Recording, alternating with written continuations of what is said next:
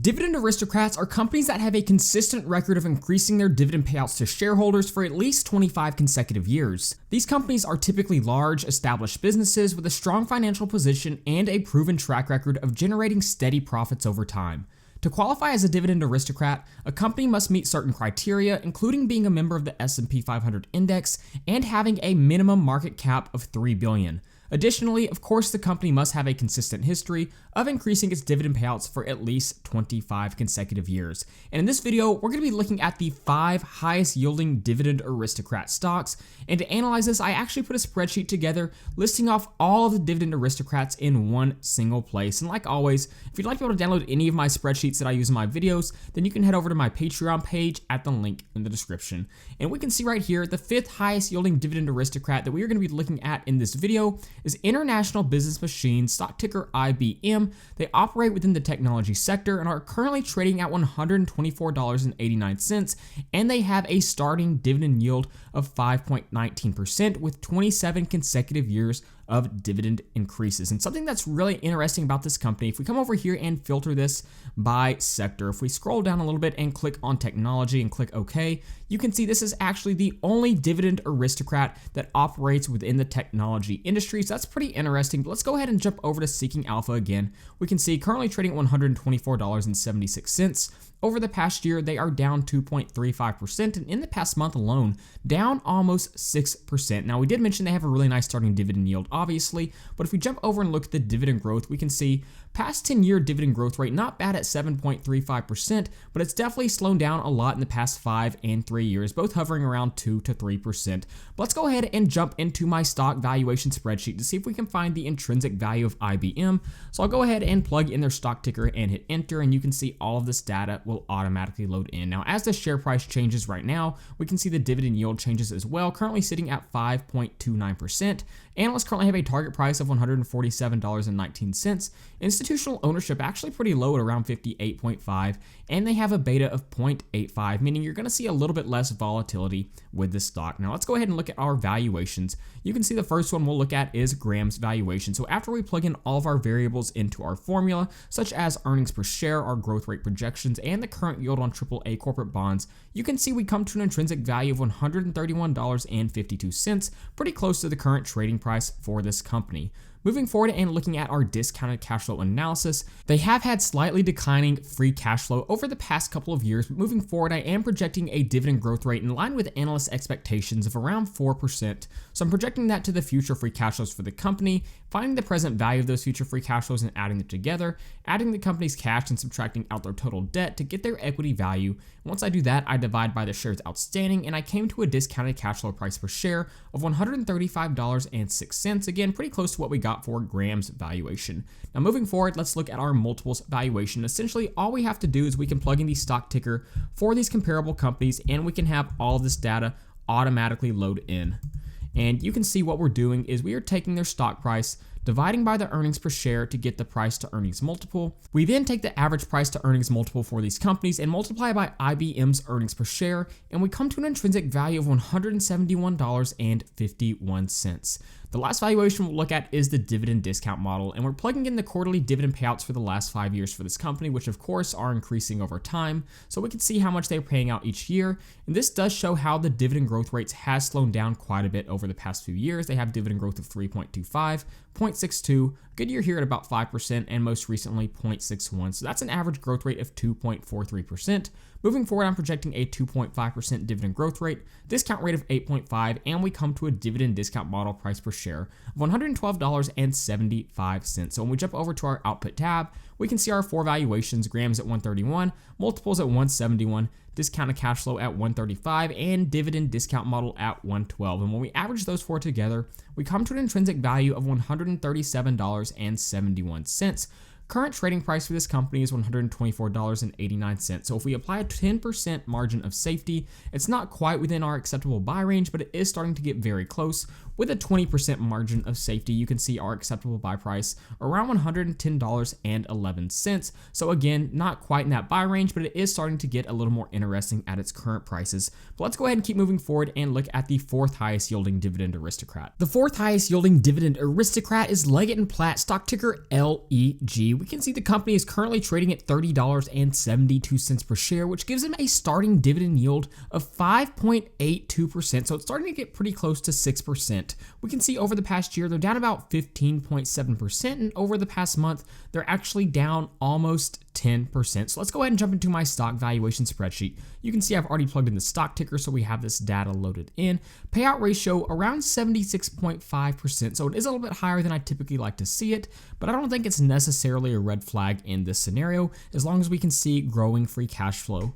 Now, if we come down here, we can see analysts have a target price of $31.67, institutional ownership around 74.5%, and a beta of 1.31. So this is actually a little bit more volatile of a stock than you'll typically see out of Dividend Aristocrat. Let's go ahead and move forward and look at Graham's valuation. We'll zoom in, and you can see after we plug in our variables such as earnings per share, growth rate, and current yield on AAA corporate bonds, we come to an intrinsic value of $27 per share. Moving forward and looking at our discounted cash flow analysis, you can see they had a major jump up in their free cash flow from 2021 to 2020 for obvious reasons, but historically speaking, we have been seeing some decent free cash flow growth. So moving forward, I'm projecting a growth rate of 5% for the future free cash flows of the company and a 5% growth rate to the terminal value, which is the sum of the future free cash flows past the year 2030. I then found the present value of those future free cash flows and added them together, added the company's cash, subtracted the debt, and that gives us our equity value, divided by the shares outstanding, and we come to a discounted cash flow price per share of close to $35 per share. Moving forward and looking at our multiples valuation, you can see the comparable companies we're using right here, taking their stock price, dividing by earnings per share to get the price to earnings multiple. Once we have the average price to earnings multiple, we multiply that by Leggett Platt's earnings per share, and we come to an intrinsic value of about $24.50. Moving forward at our last valuation model, the dividend discount model, obviously a pretty important valuation model for any Dividend Aristocrat, but you can see I plugged in the quarterly dividend payments. This allows us to see our yearly dividends and our growth rates. Average growth rate of 3.76. Moving forward, I'm projecting a growth rate of 3.75, discount rate of 8.5, and that gives us a dividend discount model price per share of $38.44. So when we jump over to our output tab, we can see our four valuations. Comes to an intrinsic value of $31.21. Very, very close to the current price of this company, so it appears it may be trading close to fair value. If we apply a 10% margin of safety, we can see the acceptable buy price for this company is around $28.09, so it's not quite within that buy range, but again, looks like it's trading pretty close to fair value. But let's go ahead and move forward and look at the third highest yielding Dividend Aristocrat. And the third highest yielding Dividend Aristocrat is 3M, stock ticker MMM. If we jump over to Seeking Alpha, we can see they're currently trading at $104.07 per share. Look at this 5-year chart. There's been a huge sell-off within the past couple of years. Over the past year, they're down about 30%, and over the past month, down over 6%. Now, that does give them a nice starting dividend yield of 5.82%, and if we look at the dividend history for this company, it's pretty unbelievable. They've been increasing the amount they pay in dividends for 64 consecutive years. Now, before we jump into the valuations, we absolutely have to mention something very important going on with this company, and that is the current lawsuit that they're going through. Thousands of military service members and veterans have sued 3M, alleging the company's earplugs were defective and led to hearing damage from loud sounds on the battlefield or during training exercises. And to date, the vast majority of 3M earplug lawsuit claims have not been resolved. That's a huge potential problem with the company. That could lead to some potential problems with the cash they have on hand in the future, and also some problems with the dividend because of that. But let's go ahead and jump into the valuation. You can see I've already plugged in 3M here. Really nice starting dividend yield, decent payout ratio for a company with a high starting dividend yield that's been increasing that dividend for that long. Analyst target price currently staying at around $121, institutional ownership 68%, and a beta of pretty close to 1, so you'll see normal volatility. Let's go ahead and jump into Graham's valuation, and after plugging in all of our variables, essentially you can see I'm projecting a 0 growth rate because of that lawsuit, but we come to an intrinsic value of $70.62. Moving forward and looking at our discounted cash flow analysis, I'm projecting a growth rate of just 1.5% to the future free cash flows. So after plugging in all of the other variables right here, we come to an intrinsic value of $98 per share. Again, I think the growth rate projection is going to be lowered because of this lawsuit. looking at the multiples valuation, there weren't a whole lot of great comparables in my opinion for 3M, so I didn't feel comfortable performing this valuation. But jumping over to our dividend discount model, I plugged in the quarterly dividend payout so we can see how much they pay out each year, and it pretty much shows us that the dividend growth rates for this company have been slowing down quite a bit over the past few years. Average growth rate of just 1%. So moving forward, I'm projecting a 1% growth rate, discount rate of 8, and that gives us a dividend discount model price per share of $86.57. So jumping over to our output tab, after we average these three together, we come to an intrinsic value of $85.06, which is quite a bit different than what I used to project for this company, but the growth rate projections have really been hurt because of the impending lawsuit. As I hear more and more, I think it could be a much bigger deal than a lot of people realize, and it'll really hurt the company's short-term profitability. But with a 10% margin of safety, the acceptable buy price for this company, around $76.56. Buying in at its current price could be a risk that pays off in the long term, but it's really hard to say because of this lawsuit that they're currently going through. But let's go ahead and keep moving forward and look at the second highest yielding Dividend Aristocrat. And the second highest yielding Dividend Aristocrat is Walgreens Boots Alliance, stock ticker WBA. This company is currently trading at $33.27 per share, and over the past year, down over 30%, and over the past month, down almost 8.5%. Now, trading at this price gives them a really nice starting dividend yield of a little over 5.8%. If we look at the dividend history for this company, they've been increasing dividends for over 30 consecutive years. So let's go ahead and jump into our valuations. We'll come up here, plug in the stock ticker WBA, and we can see the payout ratio for this company currently sitting at 38.21%. So even with the high starting dividend yield, a nice low payout ratio, which is something you really like to see with these types of companies. Analysts currently have a target price of $41.58. Pretty low institutional ownership, a little under 60%, and a beta of just 0.72. So for the most part, you're going to see pretty low volatility. So let's go ahead and run through our valuations. Coming over here, we can see decent earnings per share, but pretty low growth rate projections. With the current yield on AAA corporate bonds being 4.44, we come to an intrinsic value of $37.91. So even with the low growth rate projections, we still came to an intrinsic value above the current trading price for this company. Moving forward and looking at our discounted cash flow analysis, again, a low growth rate projection of just 1%, but even then, we still come to a discounted cash flow price per share of $47.25. And when I was running through this model, one of the things I've noticed is within the past year, their cash and cash equivalents has almost doubled. So that is a good sign as well. But moving forward, the next thing we would typically do is look at the multiples valuation, but really the only good comparable I like for Walgreens is CVS, and typically you want to see more than just one comparable in that situation, so I'm not using this valuation model. So the last valuation we'll look at is the dividend discount model. Again, I'm projecting a dividend growth rate of 2%, which is pretty much in line with where it's been over the last few years, as you can see right there. So with a discount rate of 8.5%, we come to a dividend discount model price per share of $30.13. So one of the things you will notice with this company is even with the low growth rate projections, for the most part, it looks like it's trading at a somewhat decent value. So when we average these three together, we come to an intrinsic value of $38.43.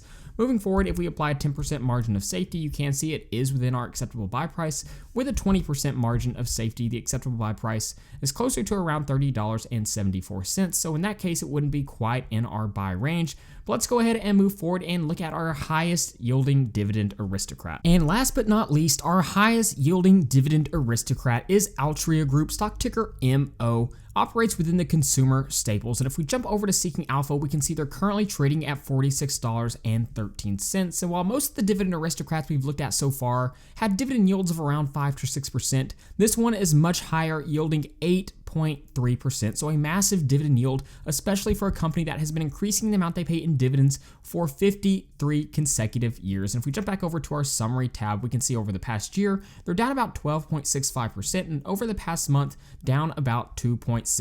So let's go ahead and jump over to our valuation spreadsheet.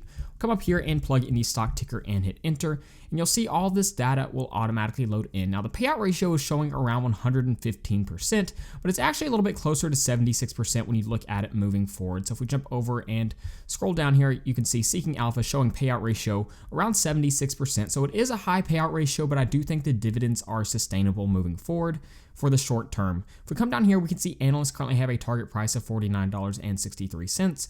Fairly low institutional ownership at around 60%. 1%, and a beta of just 0.59, so you'll see very low volatility with this stock.